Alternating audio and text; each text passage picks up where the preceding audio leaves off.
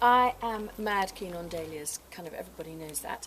But one of the things I've been experimenting with this year is growing dahlias in pots. So trying to find a slightly more compact varieties, because dahlias can get to my height pretty much. And obviously that wouldn't be good in a pot. Now there's a new generation of dahlias, and this is part of them. And this one is called Hotcakes, and it's what's called an anemone flower dahlia. And you can see kind of what that's referring to. But it's so brilliant in a pot because it's got these big, really wonderful source of flowers which give you such impact over this kind of scale, and yet it isn't too tall. So this isn't staked at all. It's just one plant in a pot looking fabulous. And I've put it with this impatiens, which is quite controversial, and the jury's out on that, whether we like it or not. But just concentrate on the dahlia and you're on to an absolute winner. So that's Dahlia Hotcakes, and I'm going to show you two others.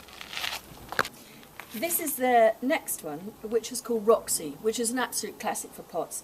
And again, can you see how perfect it is? The scale's really good. It's got this lovely, lovely, healthy foliage, which contrasts so brilliantly with the colours of the flowers. And that's what you want for a good container plant, that it's not all just about flower, it's about foliage and flower and the contrast or the balance between them.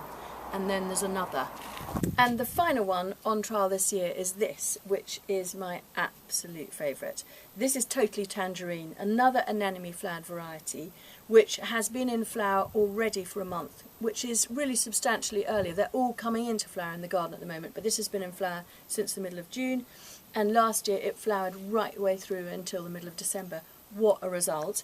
And here we've got two tubers planted with Calendula Indian Prince and Antirrhinum Liberty Crimson, and this beautiful grass which is called Panicum Frosted Explosion, which is like a great explosion. It's not in flower yet, but the main point of this pot is this dahlia, and it is just completely sensational.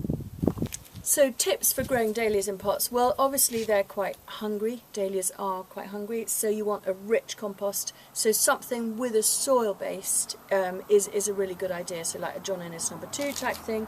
The other thing is that they are thirsty, and so we are actually watering this every day, which I know sounds a hell of a lot, but it's been such a dry summer, so we are trying to water it every day.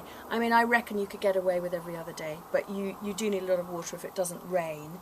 And the third thing is, if you grow a taller variety, you'll need to stake them. Now, the beauty of this is that they don't need staking.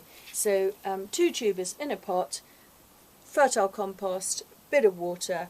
You need a stake if it's more floppy a variety, but this one isn't, and that's it. They are just, oh, and of course, either pick or deadhead.